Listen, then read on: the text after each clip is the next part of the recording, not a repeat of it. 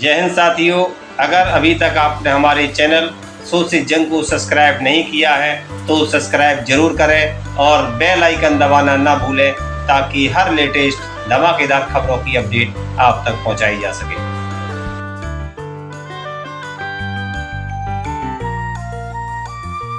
जैसा कि आप सब जानते ही हैं कि 2014 से लेकर 2022 के बीच में एजेंसियों द्वारा, ईडी, सीबीआई जैसी एजेंसियों द्वारा जितने मुकदमे नेताओं पर करे गए उसमें से 95% मुकदमे बीजेपी के राजनीतिक विरोधियों के खिलाफ, यानी कि बीजेपी के पॉलिटिकल ओपोनेंट्स यानी कि विपक्षियों के खिलाफ किए गए। आप सब ये बात जानते हैं कि 2014 से लेकर 2022 के बीच में बताया जाता है कि 125 बड़े नेताओं पर मुकदमे हुए। 125 में से लगभग 118 बीजेपी के राजनीतिक विरोधी हैं, यानी कि विपक्ष के नेता हैं। ये तो जग जाहिर है, आप सबने देखा, समझा, कई अखबारों में भी पढ़ा। और बड़े बड़े नेताओं पर मुकदमे किए। मनीष सिसोदिया से लेकर संजय राउत तक, राहुल गांधी से लेकर सोनिया गांधी तक, पी चिदम्बरम से लेकर फारूक अब्दुल्ला तक, अनिल देशमुख से लेकर नवाब मलिक तक, सारे जो बड़े शीर्ष नेता हैं अपनी अपनी पार्टियों के, उन पर मुकदमे दर्ज करे गए और केसेस को पकाया गया। पकाया इस तरह गया कि जब मौका मिलेगा, चुनाव नज़दीक आएगा, राजनीतिक परिस्थितियां बदलती नजर आएंगी तो समन भेजकर उनको बुला लेंगे, एजेंसियों के चक्कर कटवाएंगे और फिर भी वो नेता नहीं माना तो उसे पकड़ के जेल में डाल देंगे। ये चलता आ रहा है। और इस बीच एक बड़ी राजनीतिक डेवलपमेंट होती है। वो बड़ी राजनीतिक डेवलपमेंट है इंडिया गठबंधन का बनना। इंडिया गठबंधन के बनने से भाजपा पूरी तरीके से डर गई, घबरा गई और भाजपा को ये समझ में आ गया कि अभी तक वो ये तमाम पार्टियां अलग अलग चुनाव लड़ती थी, वोट बढ़ जाता था तो बीजेपी सीटें जीत जाती थी, सरकार बना लेती थी। लेकिन इंडिया गठबंधन बनने के बाद सारे एकजुट होकर अगर चुनाव लड़ते हैं, भाजपा के एक प्रत्याशी के खिलाफ इंडिया गठबंधन का एक प्रत्याशी चुनाव लड़ता है तो भाजपा की सीटें कम होती हैं और भाजपा हार के नजदीक आ जाती है और लगभग हारती हुई नजर आती है।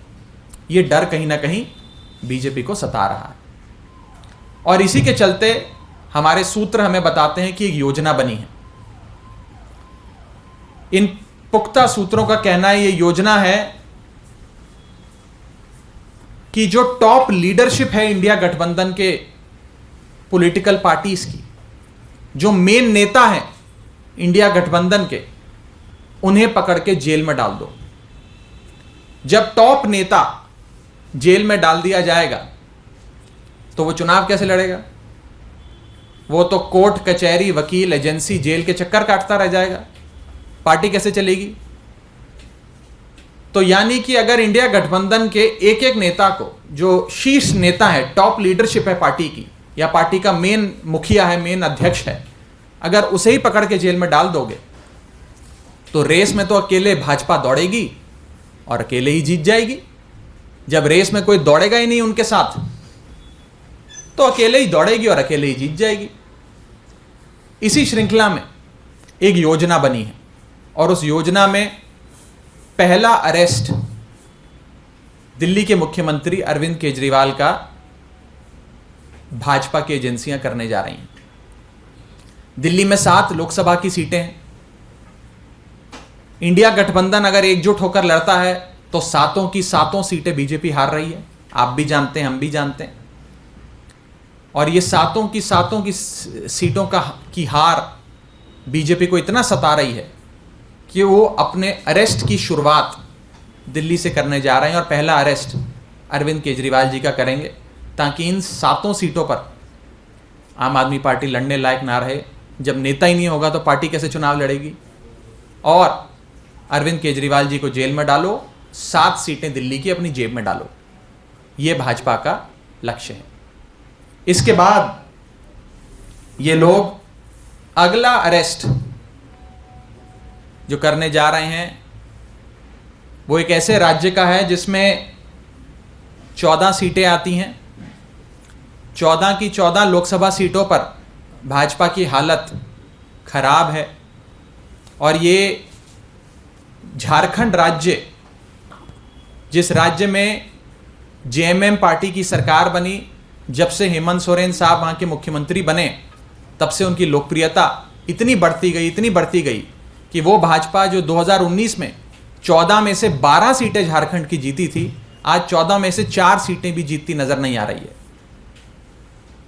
इसी के चलते अगला अरेस्ट वे हेमंत सोरेन साहब का करेंगे और झारखंड की रेस में अकेले ही भाजपा दौड़ेगी, अकेले ही जीतेगी।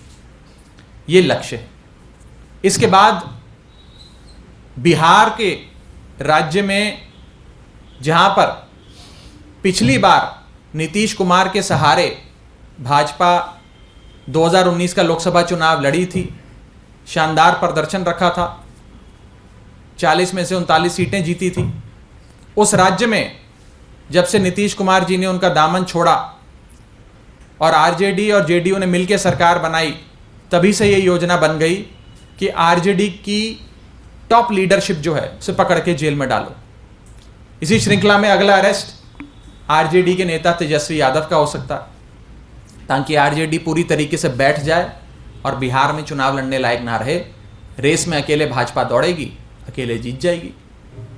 इसके बाद अगला राज्य जहां पर भाजपा की एजेंसियां अपनी दस्तक देने वाली हैं, वो है वेस्ट बंगाल। बंगाल वो राज्य जहां पर भाजपा ने पूरे दमखम से राज्य का चुनाव लड़ा, विधानसभा का चुनाव लड़ा, खूब पैसा भी खर्चा, समय भी लगाया, नेताओं को, बड़े से बड़े नेताओं को उतारा, लेकिन कुछ खास नहीं बना। और ममता बनर्जी की तृणमूल कांग्रेस बेहतरीन मार्जिन के साथ विधानसभा की सीटें जीती और अपनी सरकार बनाई। तो वे समझ गए कि बंगाल में ममता बनर्जी को हराना मुश्किल है। हराना मुश्किल है तो एक ही उपाय है, ममता बनर्जी और अभिषेक बनर्जी को पकड़ के जेल में डालो।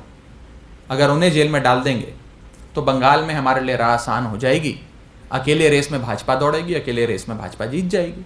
तो अगला जो इनका दस्तक होगी झारखंड और बिहार के बाद, वो बंगाल के राज्य में होगी, जहां 42 लोकसभा सीटें आती हैं, बड़ा राज्य है। इसके बाद दस्तक दी जाएगी केरला में, जहां पर विजयन साहब मुख्यमंत्री हैं। जब से सीपीएम की वहां सरकार बनी, पिनराई विजयन साहब मुख्यमंत्री बने, तब से उनकी लोकप्रियता बढ़ती जा रही है। और आलम कुछ इस कदर है कि केरल में 20 लोकसभा सीटें आती हैं, 20 में से एक भी सीट भाजपा की नहीं है। भाजपा अपना खाता खोलना चाहती है केरल में। खाता खोलने के लिए विजयन साहब को हराना और सीपीएम को केरल में हराना असंभव है, बहुत मुश्किल है, बहुत कठिन है। आसान बस इतना है कि केरल के मुख्यमंत्री पिनराई विजयन को पकड़ के जेल में डालो। वो जेल जाएंगे तो पार्टी चुनाव नहीं लड़ पाएगी, पार्टी चुनाव नहीं लड़ पाएगी तो भाजपा की जीत निश्चित है। ये 4-5 मुख्य अरेस्ट करने के बाद अगली दस्तक जो भाजपा की एजेंसियां देंगी वो तमिलनाडु में।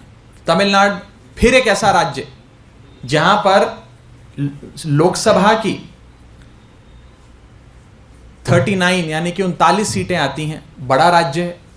और इन 39 सीटों में से एक भी सीट भाजपा की नहीं है।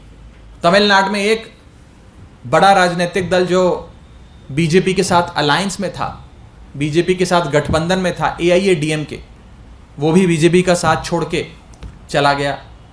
तमिलनाडु में भाजपा की हालत पतली है।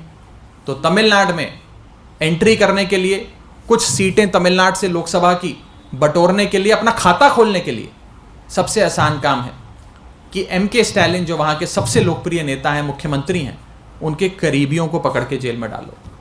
और आप देख ही रहे हैं कि कैसे उनके एक मंत्री सेंथिल को इन्फोर्समेंट डायरेक्टरेट ने पकड़ के जेल में डाल दिया और नेताओं को अब बहुत जल्द पकड़ा जाएगा। और MK स्टैलिन को, उनकी पार्टी को कमज़ोर करो ताकि वो तमिलनाडु में इलेक्शन लड़ने के काबिल ना बचे।